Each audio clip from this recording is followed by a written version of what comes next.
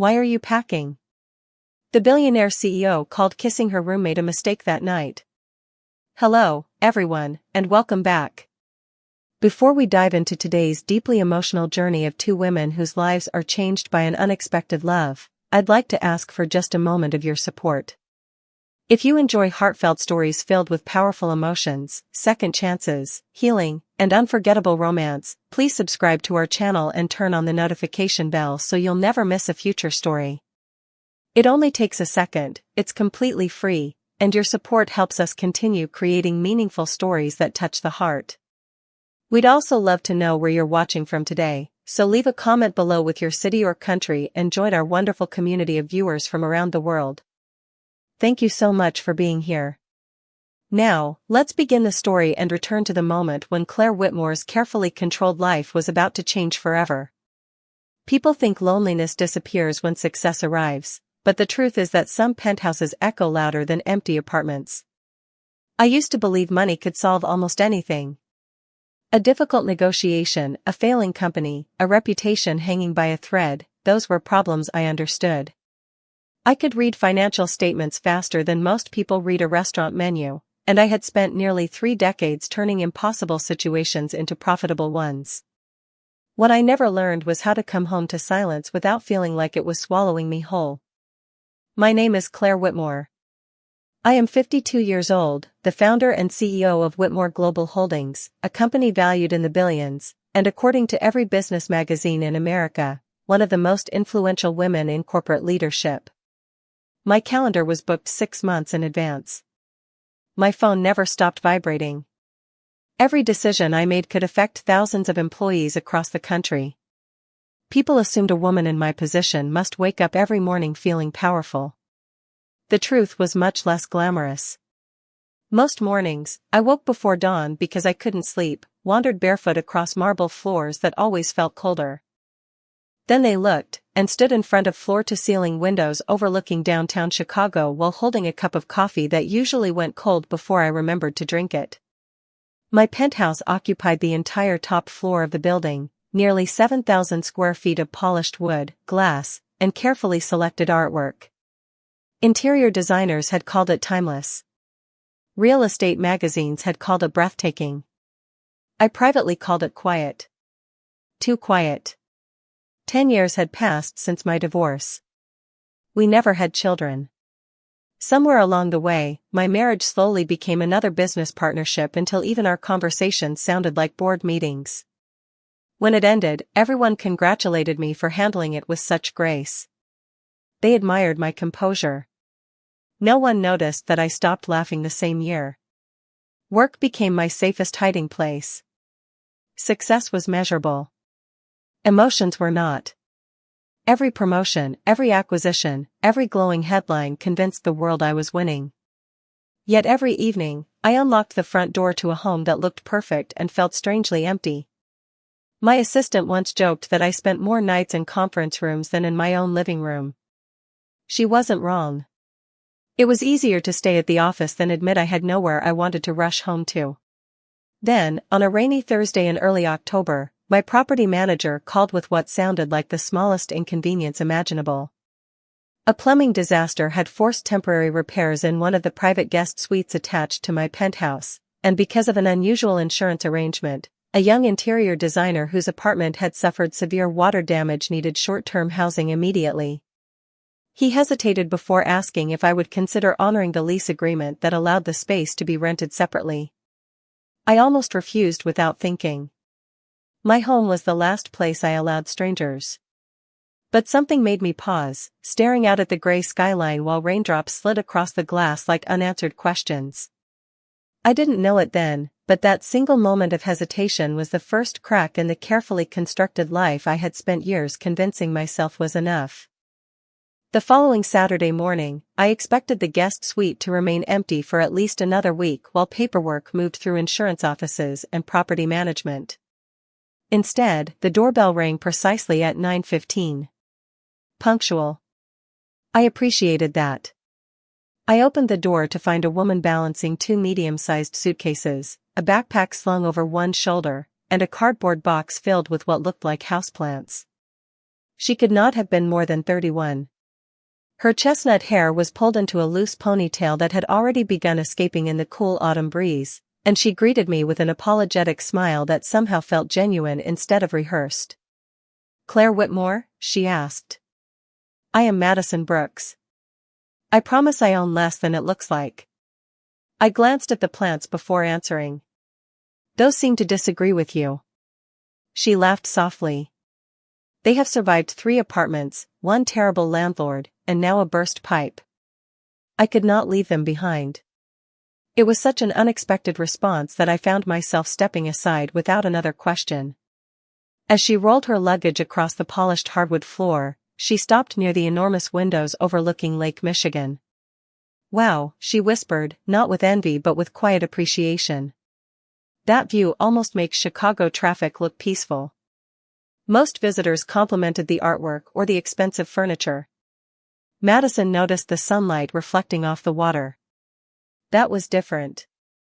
The guest suite occupied its own private wing with a separate entrance, but we shared the main kitchen and laundry room because that had been part of the original architectural design. I explained the layout the same way I would explain company policies during an executive orientation. Breakfast supplies were in the pantry. Laundry days were flexible. Quiet hours after 10. She listened carefully without interrupting, then smiled. "You have definitely done this before." "No," I admitted. "I have managed corporations." "Apparently that sounds similar." She laughed again, and to my surprise, the sound lingered long after she disappeared into the guest suite. Monday arrived like every other Monday. Conference calls. Investor presentations. A 12-hour schedule that left little room for anything else. When I returned home shortly after 8 in the evening, I expected darkness. Instead, warm light spilled from the kitchen. Madison stood at the stove wearing jeans and an oversized gray sweater, stirring something that smelled unmistakably like homemade tomato soup. Soft jazz played quietly from a speaker on the counter.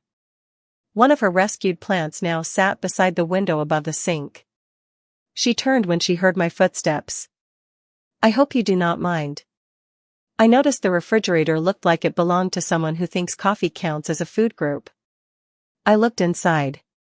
She was not wrong. Sparkling water, yogurt, expensive cheese, and enough coffee beans to supply a small cafe. "I usually eat at the office," I replied. "That explains a lot." She held up a wooden spoon with an easy smile. "Would you like some soup?" I made enough for at least 6 people because apparently I still cook like my entire family is coming over. I almost declined out of habit. My calendar had trained me to measure every minute. Sitting down for dinner with someone I had met 2 days earlier felt strangely unfamiliar. Yet the apartment smelled warmer than it had in years, and for reasons I could not explain, I heard myself answer with a simple word that surprised both of us. "Yes."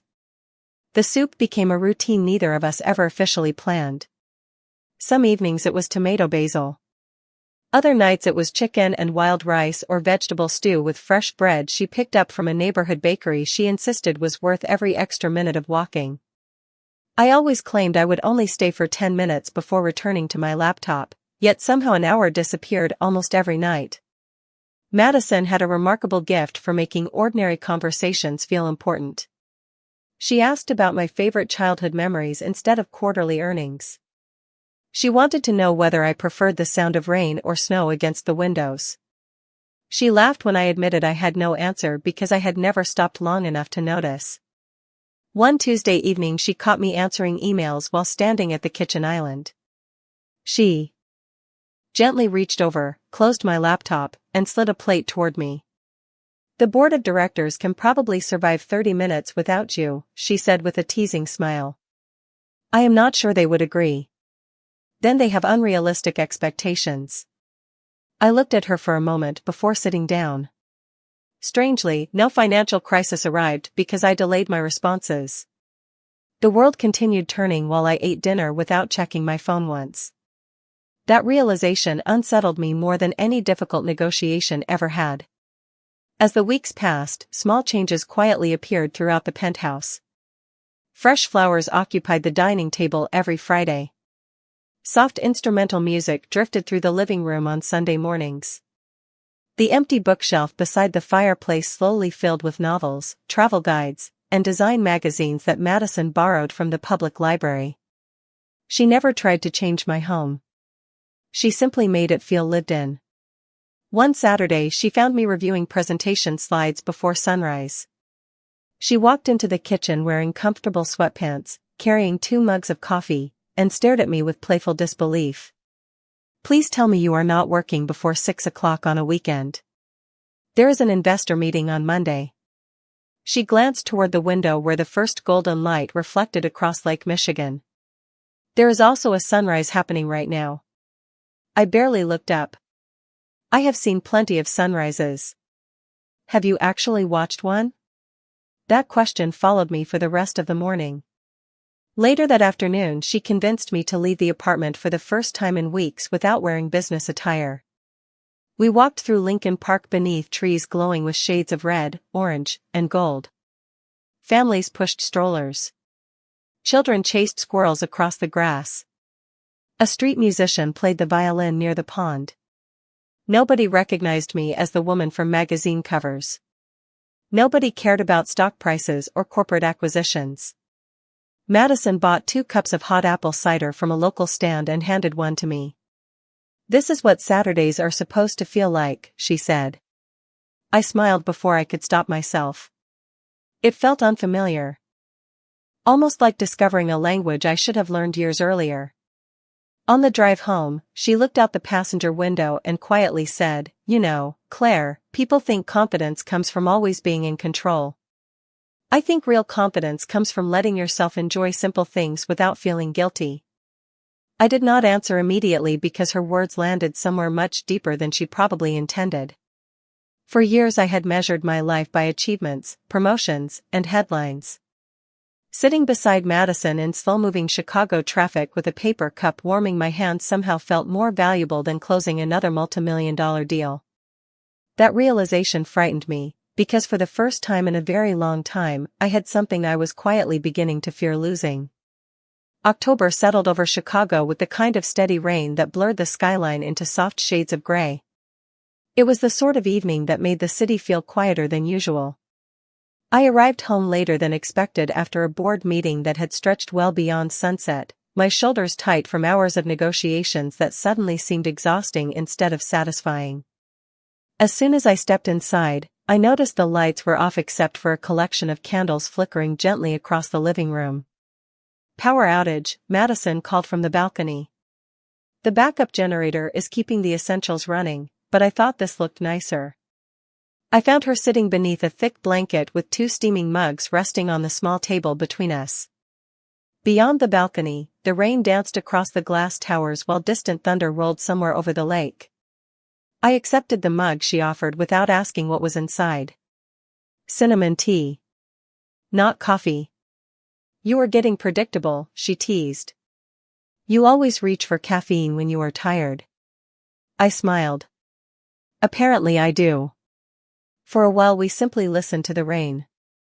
It amazed me how comfortable silence could become when it was shared with the right person. Months earlier I would have filled every quiet moment by checking emails or reviewing financial reports.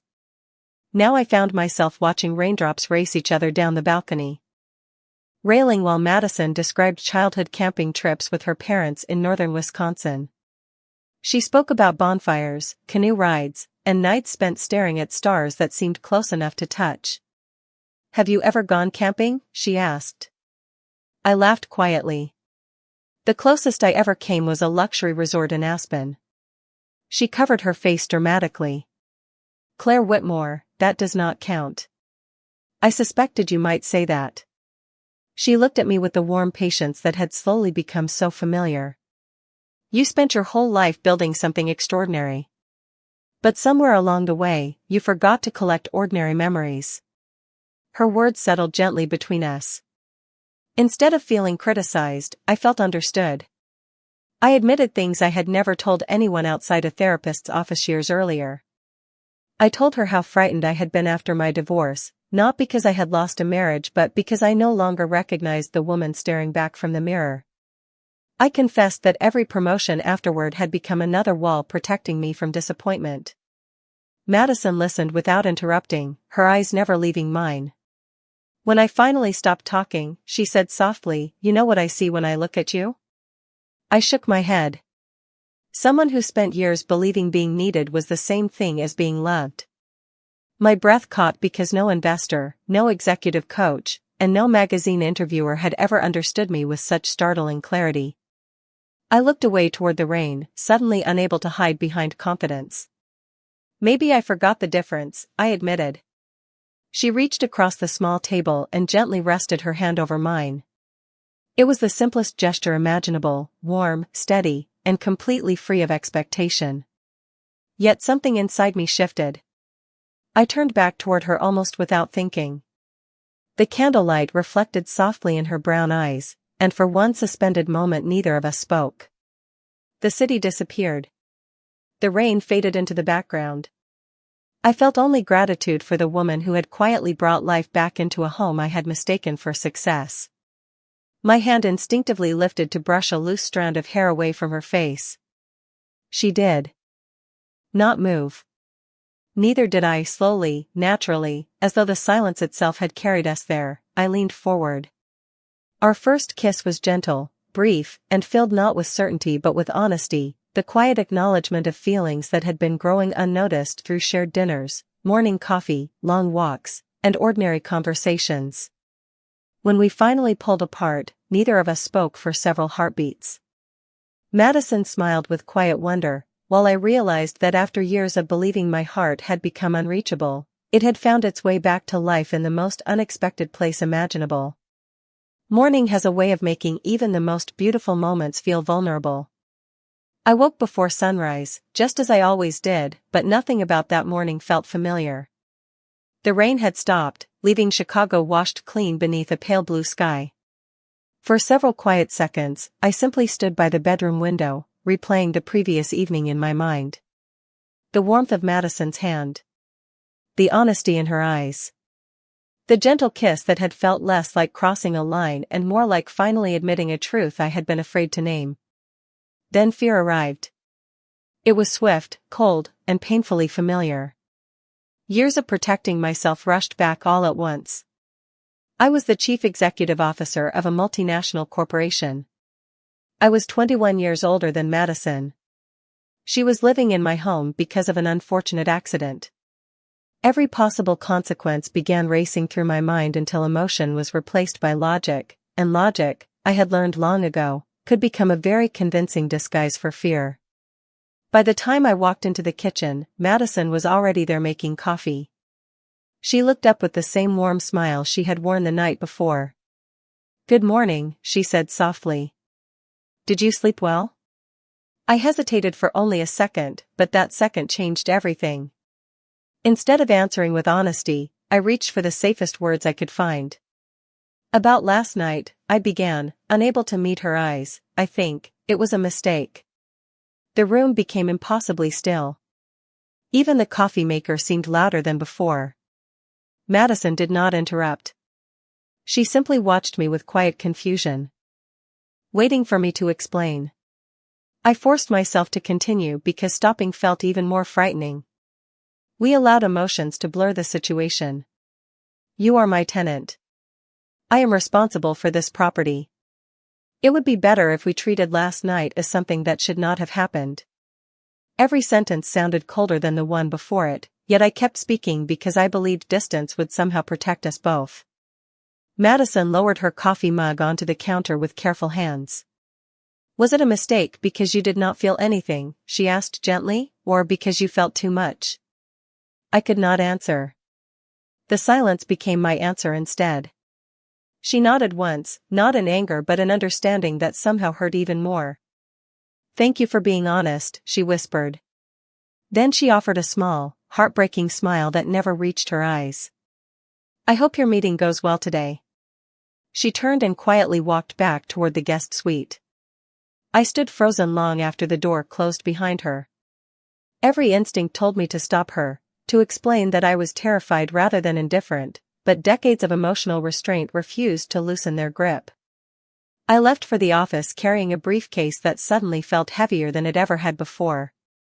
Throughout the day I sat through presentations, approved contracts, and answered questions from senior executives, yet I remembered almost nothing that was said. My thoughts remained in that kitchen, replaying the expression on Madison's face when I had called our shared moment a mistake. For the first time in my career, I found myself staring through the glass walls of the boardroom instead of at the financial reports in front of me. Success had always depended on making difficult decisions without hesitation. Yet somewhere between the sunrise and my first meeting, I began to wonder whether the worst decision of my life had taken less than 10 seconds to say out loud. I left the office earlier than anyone expected that evening, ignoring the surprised expression on my assistant's face as I canceled 2 dinner meetings that had been on my calendar for weeks. During the drive home, I convinced myself I would apologize. I would explain that fear had spoken louder than honesty. I would tell Madison that nothing about the previous night had been a mistake except the words I had chosen the following morning. The speech sounded convincing inside my head. Reality was much less forgiving. The elevator doors opened onto the penthouse, and for the first time in months, silence greeted me before I even stepped inside. The warm scent of fresh bread was gone. The soft music that usually drifted through the living room had disappeared. I noticed one of the windowsills was empty before I understood why. The little plant Madison had placed there was gone. Then I heard the unmistakable sound of a suitcase zipper closing. My heart began pounding so hard that I could hear it. I walked quickly toward the guest suite and stopped in the doorway. Madison was carefully folding sweaters into one of the suitcases she had arrived with only weeks earlier. The framed photograph of her parents that normally rested on the nightstand had already been wrapped in tissue paper. The room looked less like a home and more like a place someone had already left emotionally. The words escaped before I had time to think. "Why are you packing?" She paused but did not turn around immediately. When she finally looked at me, her eyes were calm, although I could see she had cried earlier in the day. "Because I finally believed what you said." Her voice was gentle, without anger or accusation. Somehow that hurt more than if she had shouted. "You said last night was a mistake." I cannot keep living in someone else's home after hearing that. I took one uncertain step into the room. "Madison, She offered a small smile that carried more sadness than resentment. "Please do not apologize just because you feel guilty. You do not owe me feelings you do not have. That is not what this is." "Then what is it?" she asked quietly. I opened my mouth, but nothing came out. Every explanation seemed tangled in fears I had never learned to name. She waited for several seconds before giving a slow nod. "That is what I thought." She zipped the suitcase closed and lifted it from the bed. "The insurance company called this afternoon. My apartment repairs will be finished sooner than expected. I can move back tomorrow." I stared at the suitcase as though it had stolen all the air from the room. Until that moment, I had treated her stay as something temporary in theory but permanent in my heart. I had imagined more Saturday walks, more shared dinners, more conversations that made the apartment feel alive. I had never imagined watching her pack because of something I had said. She walked past me carrying the suitcase into the hallway. Instinctively I reached for the handle, wanting to help, but she gently shook her head. "I can manage." Those 3 words echoed through the penthouse long after she disappeared down the hall. Standing alone in the guest room, I noticed every trace of her that remained. A faint scent of lavender. A forgotten library receipt tucked inside a design magazine. A single coffee mug resting beside the window where she used to watch the sunrise.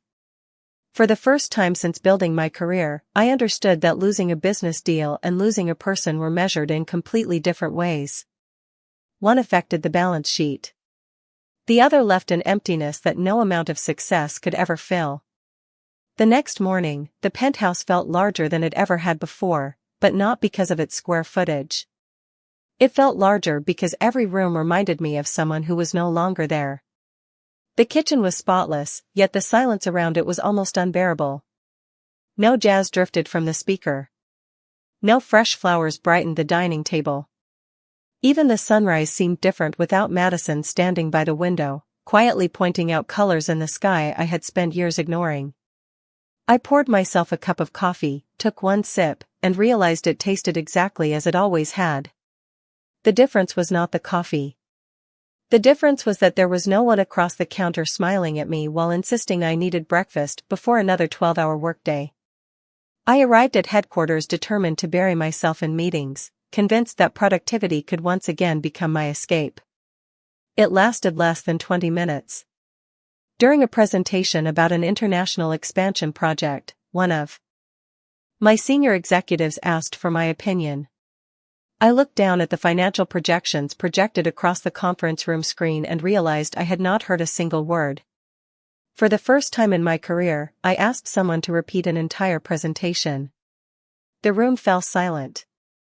My leadership team exchanged uncertain glances. I had built a reputation on never missing details. That morning, I could barely focus long enough to finish a conversation. During lunch, I wandered into the employee cafe instead of eating in my office. I watched coworkers laughing over sandwiches, celebrating birthdays, talking about weekend plans, and calling their families between meetings. It struck me that they all seemed to understand something I had ignored for decades. They worked to support their lives. I had allowed work to replace mine. My phone buzzed with another invitation to an executive dinner. Without thinking, I declined it. Then another message arrived from my assistant reminding me about a television interview scheduled for the following week. I postponed that as well. None of it felt important anymore. Late that afternoon, I found myself driving without a destination until I realized I had stopped outside Lincoln Park. The same walking path where Madison had handed me hot apple cider stretched ahead beneath trees that were beginning to lose their last autumn leaves. I walked slowly, remembering every conversation we had shared there. Her laughter. Her gentle teasing. The way she noticed strangers smiling at each other while I had only noticed traffic and schedules. I sat on the same bench where she had told me that real confidence meant allowing yourself to enjoy simple moments without guilt. Back then I had listened. I had not truly understood. Now her words echoed with painful clarity. My entire life had been built around avoiding vulnerability. Every difficult feeling had been buried beneath another accomplishment, another promotion, another headline praising my success. Yet the one person who had quietly asked for nothing except honesty had walked away because I had been too frightened to offer it. As the afternoon sun slipped lower across the lake, I admitted something to myself that I had never been willing to say out loud. I did not regret kissing Madison. I regretted being terrified of what that kiss revealed. I loved the peace she brought into my life. I loved the way she transformed ordinary evenings into memories. I loved the woman who had reminded me that a beautiful home only became a real home when it was filled with warmth instead of achievements. The realization did not frighten me anymore. It clarified everything. For years I had believed courage meant making impossible business decisions. Sitting alone on that park bench, I finally understood that the greatest act of courage would not happen in a boardroom. It would happen the moment I stopped protecting my pride and started fighting for the person I could not imagine losing. The following morning, I did something that would have shocked everyone who knew me. I canceled my entire schedule. My assistant called twice to confirm that I understood what I was doing, because in 12 years I had never postponed a full day of meetings without a medical emergency. I assured her that everything was intentional. For the first time in my professional life, the most important appointment on my calendar did not involve shareholders, investors, or the future of a corporation. It involved telling one woman the truth. I drove across Chicago carrying nothing except a folded handwritten letter tucked carefully inside my coat pocket. I had started writing it before sunrise because every time I tried rehearsing the words aloud, emotion interrupted me. On paper, I could finally admit what fear had hidden. I wrote that the mistake had never been our kiss. The mistake had been believing I needed to protect myself from happiness. I admitted that I had confused emotional distance with strength for so many years that I no longer recognized the difference. I thanked her for every ordinary moment she had quietly transformed into something unforgettable, from bowls of homemade soup to walks through Lincoln Park and peaceful mornings watching the sunrise. By the time I reached her apartment building, my hands were trembling more than they ever had before a multimillion-dollar acquisition. The repaired apartment looked exactly as any ordinary Chicago apartment should. Brick walls. Small balconies. Flower boxes beneath a few windows. It was nothing like my luxury penthouse, yet somehow it already felt warmer simply because Madison was there. I stood outside her door for several seconds before finally knocking. Footsteps approached. The door opened. Madison looked genuinely surprised to see me. For a brief moment neither of us spoke. Then she offered a polite smile. Claire. Hearing my name in her voice again nearly broke the careful speech I had prepared. May I come in for just a few minutes? She hesitated only long enough to search my face before stepping aside. The apartment was modest but welcoming, filled with books, sketches, houseplants, and sunlight pouring through the windows. It looked unmistakably like her. I reached into my coat and held out the folded letter. I wrote this because I was afraid I would lose my courage if I tried to say everything perfectly. She accepted it without opening it immediately. Instead, she looked directly at me. You came all this way just to give me a letter? I shook my head. No. I came because I finally understand something. My voice grew unsteady, but I refused to hide behind confidence again. I spent years believing successful people never showed fear. The truth is that I was terrified the morning after we kissed.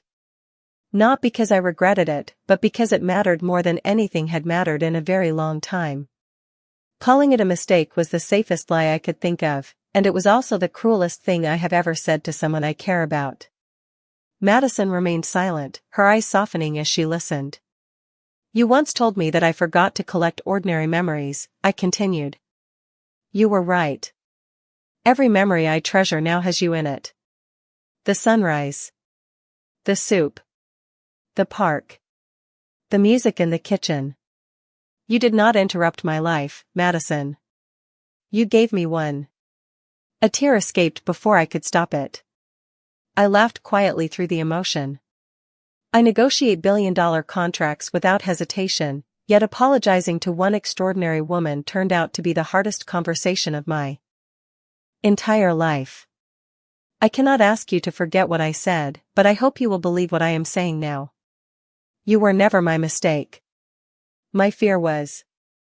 Madison looked down at the letter for a long moment before carefully unfolding it.